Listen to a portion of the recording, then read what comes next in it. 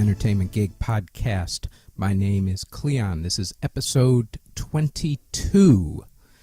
On this week's episode, we talk about diversity in Hollywood. We also discuss what's coming up in movies and DVD for the upcoming week. And the topic for this week is the Nate Parker situation and politics in the Academy Awards race.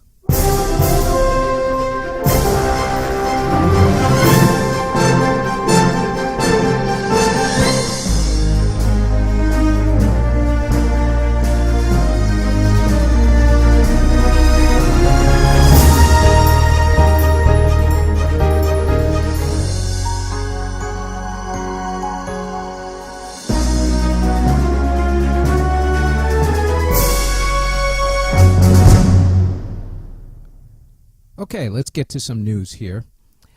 In movie news, the USC's Annenberg School of Communication and Journalism released its diversity report, and it was not very kind to the movie industry.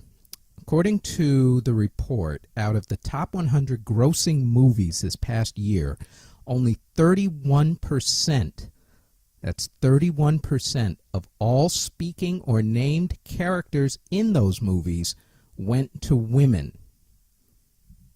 That's a very shocking percentage point, to be honest with you, especially considering the uproar this year and all the activism this year concerning women in film and getting more diversity. The report also said that 49 of these films didn't have an Asian or an Asian American character, 17 of the films had no black characters, and 45 of the films didn't have any characters with any sort of disability whatsoever, and 82 of the films, that's 82 out of the top 100, did not have any gay, lesbian, bisexual, or transgender character. To be completely and utterly honest with you, I do not foresee this getting any better anytime real soon. And the reason I don't is the following. Within the past year and a half or so, the activism has ramped up, especially with the Oscars So White campaign. However, a lot of these movies had already been in production at that particular point, and even before that point, so chances of them making any sudden changes to anything would not exactly show up in this particular report. However, this being the mid-2010s, basically, you would have thought that Hollywood would have actually already started getting better, but it has not. I foresee in the next couple of years, though, that these percentage points will be a whole lot better, or at least a little better, because they will have had time to at least implement a lot of changes in the way that they perceive to do business. However, if these percentages don't go up within the next 2 years, then you know that Hollywood really isn't paying attention to anything that anybody says, and maybe it's time that people started hitting them in the wallet as opposed to just being on social media talking about it and trying to gain some sort of publicity over the issue.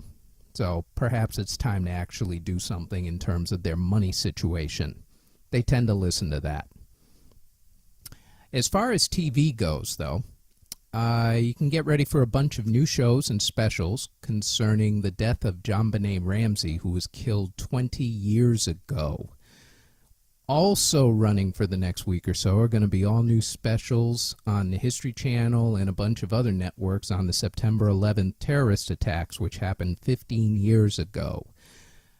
Also in TV news, in our See You Later, it's too bad you didn't get to stick around, Tyrant and Sex, Drugs, and Rock and Roll were both canceled this past week, while say hello to Hell's Kitchen for another 2 seasons. It got picked up. On the Netflix front, the big news for the week was that Season 2 of Narcos was released, with Pablo Escobar's son going on a Facebook rant about the whole thing. And, of course, everybody is talking about the finale and where they go from there. I'm not going to give away any spoilers as to what happened on Narcos this past season, but I will tell you that it has been picked up for Seasons 3 and 4. So read into that whatever you want. Also on the TV front, the Creative Arts Emmys were given out this past Sunday. And congratulations to all who won. The Primetime Emmy Awards will actually be given out this coming Sunday.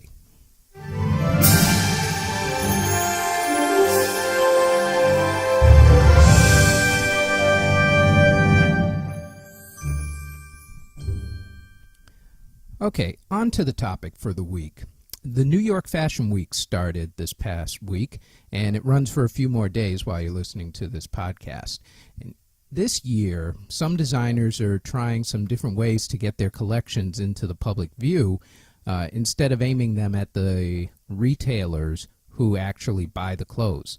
And some have stopped doing the traditional runway cat show or catwalk shows with the celebrities in the front rows and the stone-faced models walking down an aisle, and are doing shows through social media. In fact, one designer is actually doing a show via Snapchat, which is a very unique way of taking care of it.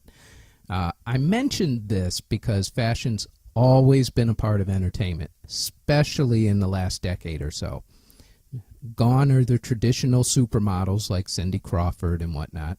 Now, celebrities are the ones who are endorsing all the clothing lines or starting up their own clothing lines. In fact, fashion and entertainment have been intertwined for generations. If you don't believe me, see David Bowie or Prince. Hell, David Bowie even did the song Fashion, so there it is. But in a weird way, now it's going in quite the opposite way, where fashion designers are now getting into entertainment instead of the other way around. Specifically, designer Tom Ford now has become a director, and his new movie, Nocturnal Animals, has been getting rave reviews at the Venice Film Festival, which is just ending as this podcast is being put on. That film also won the top prize for the film festival, by the way. Also at the film festival is The Arrival and La La Land. And closer to home, the Toronto Film Festival has started with The Promise, The Bleeder, and Jackie all vying for the movie buyer's attention. Also, Telluride Film Festival kicked off with Sully, Breathe for This, Franz, and Teller getting a lot of Oscar buzz. Now, as you can tell from the fact that 3 big film festivals just kicked off at almost the exact same time, it is the beginning of film festival season, which means it's the beginning of award season. The festivals are a really good way of generating all that good Oscar buzz. It's actually high stakes, really high stakes, and big business. Getting good buzz can mean the difference between having a profitable movie and a movie that tanks at the box office. Argo's a perfect example of getting a profitable movie run, having ridden the Oscar buzz generated at the Toronto Film Festival when it came out, all the way to the Academy Awards.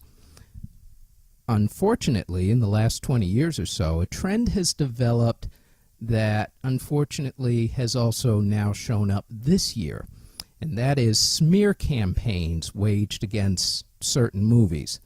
Now, usually it starts off as a whisper campaign, sort of discreetly started in some magazine or put on some website, with the main proponents hoping it'll catch fire and derail the chance of that particular movie either getting or winning awards.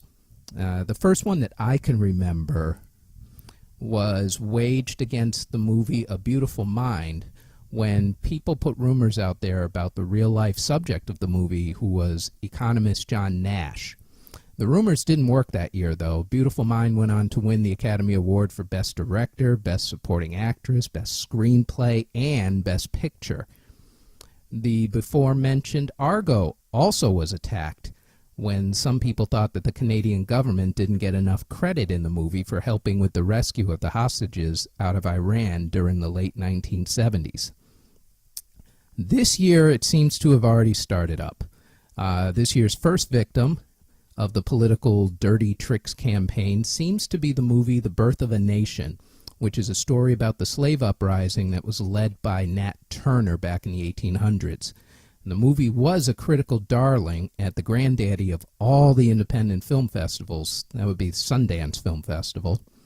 And pretty much looked to be a shoo-in for a lot of awards during the next few months. However, just before the movie was slated to ramp up for its release on October 7th in the media rounds in order to sway the award voters, which are extremely important, it came out that the director and the star of the movie, Nate Parker, was accused of raping a woman almost 20 years ago, and that the woman who pressed charges committed suicide 4 years ago. Now, both the movie and the star has to defend themselves in the media as people on both sides of the issue take up their moral and righteous arms. Now, I'm not going to argue the rape charges one way or the other. To be fair to Nate, the case was investigated and he was exonerated. However, some people do claim that the people who investigated the case did a very poor job. I honestly don't know. I wasn't there, and I'm not really going to speak on the specifics of that. It seems to me that in these cases, the only people who really know what happened that night are the people involved. I'm not going to give my uninformed opinion, unfortunately, unlike a lot of other people. I only bring this incident up because the accusations are just further proof that the dirty tricks campaigns waged by politicians have officially now come to Hollywood. When there's big money at play, people, be it agencies, studios, or important independent financiers who have millions tied to the success of these movies, will play very, very dirty games. So be warned.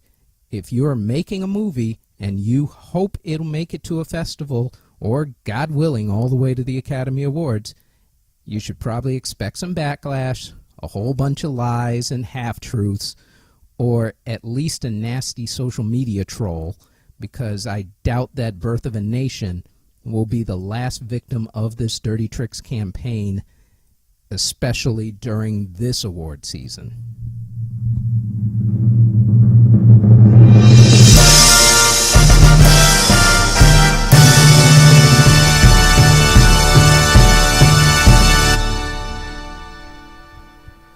Okay, here's what's coming out this week. On DVD, there's Captain America's Civil War, The Conjuring 2, and Andy Samberg's Pop Star Never Stop, Never Stopping, which is one of my favorite movie titles of the entire year so far.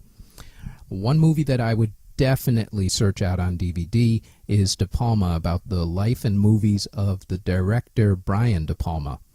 In movie theaters, there's Snowden from Oliver Stone, which is about Edward Snowden, the man who exposed the NSA's deepest secrets about surveillance.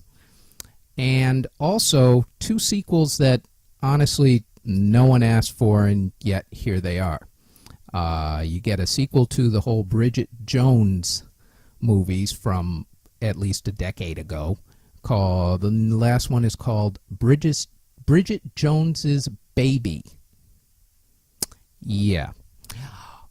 Also, you get yet another movie in the Blair Witch saga, simply titled Blair Witch. Personally, I would actually search out a movie that was directed by Ron Howard, which is The Beatles, 8 Days a Week, which is about, well, the aforementioned Beatles. and it also has the input of Ringo Starr and Paul McCartney in it. Also, a movie you might want to check out is a movie called Dancer, which is about the youngest dancer to perform with the British Royal Ballet. As far as TV shows go, the network premiere weeks are really about to go into full swing, with most of your favorite shows coming back in rapid order in the next few weeks. So I would check to see exactly when all of those come out. They will be slated to come out starting by the time you listen to this. And that is it as far as upcoming releases go.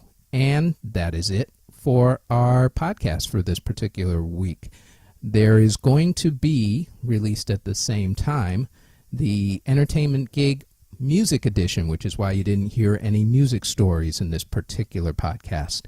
It is a separate podcast where we will discuss Johnny Depp being Biggie and or Tupac, and the MTV Video Music Awards. So look out for that podcast, released at the exact same time as this podcast in the usual podcast ways, which my earlier voice will now explain it all to you. That is it for this week's episode. Our website is theentertainmentgig.com. Our Facebook page is at The Entertainment Gig.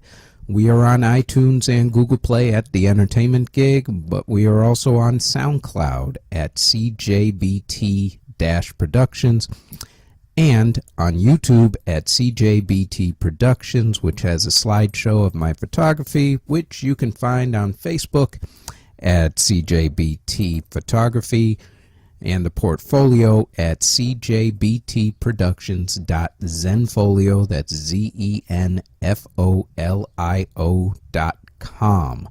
And that is it. We will talk with you next week. Take care.